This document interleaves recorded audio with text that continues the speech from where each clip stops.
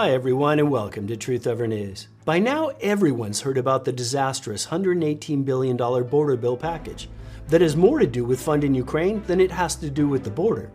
The bill would provide Ukraine with more than $60 billion, which as Senator Mike Lee points out, is more than the entire budget of the U.S. Marine Corps. Democrats who want to defund the police and allow our own borders to remain porous have even included a $300 million provision to be given to Ukraine's state border guard service for the purposes of securing their border.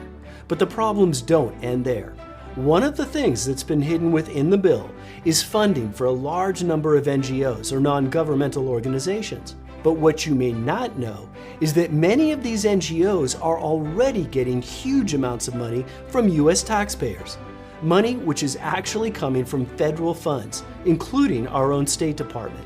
And those funds, which run in the billions of dollars, are then used both directly and indirectly to fund illegal immigration straight into our country. The fake border bill includes $2.3 billion that is to remain available until September 2025 for refugee and entrant assistance activities. The bill notes that amounts made available under this heading may be used for grants or contracts with qualified organizations, including nonprofit entities, to provide culturally and linguistically appropriate services, including wraparound services, housing assistance, medical assistance, legal assistance, and case management assistance. The bill also provides another $350 million to remain available until expended for these same purposes. Additionally, there are two other provisions, one in the amount of $5.6 billion and the other in the amount of $3.5 billion, that are designated as international disaster assistance and migration and refugee assistance, respectively. Although these two provisions claim to target Israel and Ukraine, they both contain a crucial carve-out, noting that the funds can be used for assistance for other vulnerable populations and communities. As America First Legal notes, the proposed bill is even worse than the current law. There's a lot more that's wrong within this bill, but by now you get the point. We noted at the start that there are large amounts of federal funding that are being given to a wide variety of NGOs. Taxpayer money that is being used to facilitate the entrance of illegals into our country. Much of this comes from the funding that we are paying to the United Nations. $4.1 billion slated for 2024, up from $3.4 billion in 2023. But there's another even larger element to the UN funding that often goes unreported. The U.S. also provides voluntary contributions to UN entities through accounts tied to the Department of State, Foreign Operations, and other related programs. Congress generally appropriates overall funding to these accounts, but it's the executive branch that determines how the funds are actually allocated. For example, according to USAID, the United States contributed more than $7.4 billion to UN entities through global humanitarian accounts in fiscal year 2022, including migration and refugee assistance, international disaster assistance, and food for peace. Amounts that are more than double the official UN contributions that year. You can probably see where this is going. It's long been suspected that the State Department was facilitating illegal immigration into the United States through these humanitarian contributions, using the little-known Bureau of Population, Refugees, and Migration, or PRM, to do so. According to their website, PRM's mission is to provide protection, ease suffering, and resolve the plight of persecuted and uprooted people around the world on behalf of the American people by working with other governments and international partners. Now, it all sounds very noble, but they go to some lengths to hide where their funding is actually going and what it's being used for. But now, according to a report from the Center for Immigration Studies, we have proof of these payments. It started with the January 24th report by Todd Bensman, highlighting how the United Nations was budgeting hundreds of millions of dollars for U.S.-bound migrants in 2024. The amounts are enormous, including nearly $1.6 billion designated for 17 Latin American countries. The UN and its advocacy partners are also planning to spread $372 million in cash and voucher assistance to some 624,000 illegal immigrants heading for the United States during 2024. As the report noted, that money is most often handed out as prepaid rechargeable debit cards, but also sometimes includes hard cash bank transfers and mobile transfers that can be used for whatever purposes the illegal immigrants want. According to the UN report, some 57 international organizations would manage the handouts of $273 million, while 132 national NGOs and civil service organizations would handle $70 million in aid. 15 UN agencies would get the lion's share at $1.2 billion. As Bensman notes, the document makes clear in writing that the UN and these partners know their endeavor aids, abets, and makes possible the onward movement of immigrants who intend to illegally cross borders, especially to get into the United States. But it was the UN's use of the NGOs and related organizations that got Bensman to investigate further. What he found was shocking. The State Department's PRM division, along with USAID, has given the UN's International Organization of Migration more than $1.4 billion in just the last 12 months, by far the most on record. PRM is also the biggest donor to the UN High Commissioner for Refugees, which is among 15 different UN agencies that will spread money and aid all along the migrant trails of Latin America. In other words, in addition to the generalized funding that we already provide to the UN, Biden's State Department has been providing enormous amounts of funding to the hundreds of NGOs that have been setting up way stations all along the routes from Latin America into the U.S. As Bensman observed, I have visited UN way stations featuring long lines of U.S.-bound immigrants applying for aid from clipboard-wielding workers, handing out cash cards and other goodies, from Reynosa and Monterrey in the north of Mexico to Chapachula in the far south. But the way stations also appear everywhere along the trails much further south. And all of this is being funded by you. Taxpayer money is being spent, more or less anonymously, by the U.S. State Department to help facilitate the unprecedented stream of illegal immigrants that have been flooding across our borders and throughout the entire U.S. According to the 2023 fiscal year congressional presentation from the State Department's PRM, U.S. contributions helped the Mexican Commission for Refugee Assistance increase its asylum registration and processing capacity by 400%.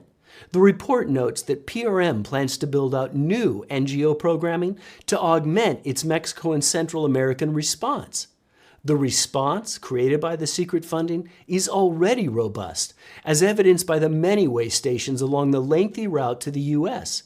But make no mistake, the State Department's PRM is also working to ensure a steady flow of new illegal immigrants into the U.S. As their report notes, in Central America and Mexico, PRM support helps government officials and civil society to identify, screen, protect, and assist vulnerable migrants and to strengthen national asylum systems and other protection capacities. Now notice what's being said. Not only is humanitarian aid for existing streams of migrants being put into place, the underlying infrastructure to create these enormous floods of refugees is being funded by the PRM through huge donations to the UN.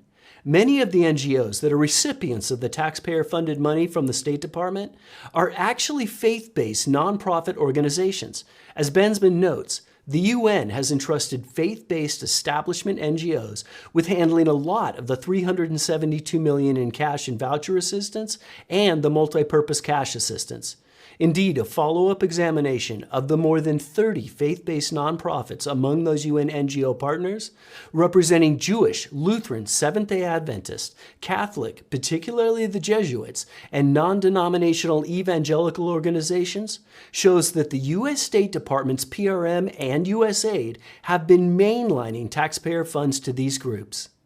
As the Heritage Foundation's Mike Howell notes, these NGOs are also involved in lobbying the Biden administration and our Congress to keep the border wide open. And so it's kind of this full-scale operation where not only they're involved in the border, but they're involved in D.C., making sure the border stays open through policy and support to the Biden administration. A lot of their staffers and people connected in those NGO networks are in the Biden administration. Howell singled out the Catholic Church, noting that Catholic charities are a prime example. They're really the 800-pound gorilla when it comes to this. They are deeply involved in facilitating the travel of illegal aliens throughout the country. To prove their assertion in 2022, Heritage conducted a unique experiment whereby they obtained and analyzed movement patterns of anonymized mobile devices that were detected on the premises of over 30 NGO facilities at or near the border. What they found was shocking. One phase of their investigation involved the geofencing of 20 NGO facilities.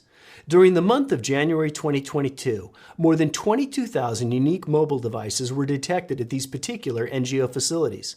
The devices were later traced to 431 separate U.S. congressional districts out of a total of 435 congressional districts. Two other phases of their investigation, which included Catholic Charities of the Rio Grande Valley, tracked 8,400 unique mobile devices to 434 congressional districts out of a total of 435. The illegal migrants were being spread to every corner of the U.S.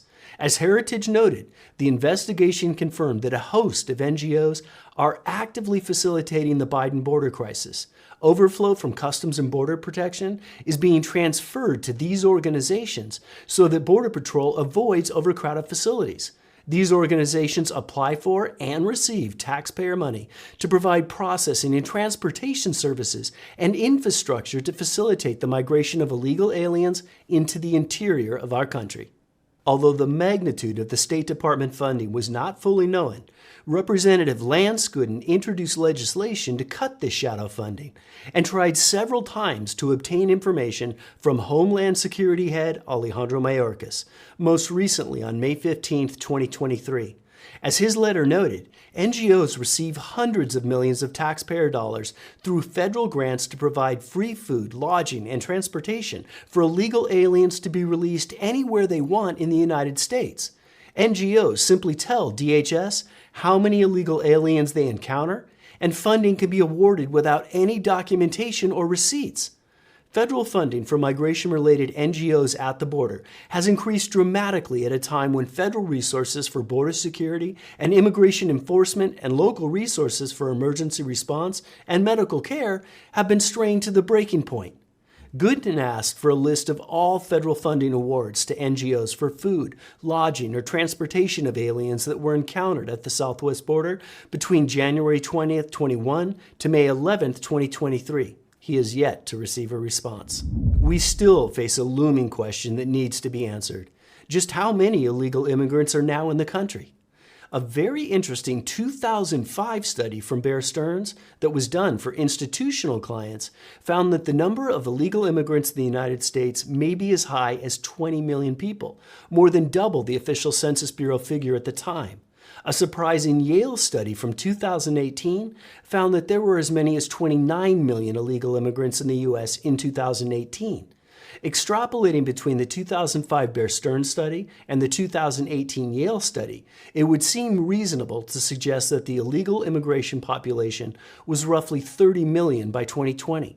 According to the U.S. Customs and Border Protection, there have been at least 7.3 million illegals entering the U.S. since Biden took office. Considering the source, we would view this estimate as extremely conservative.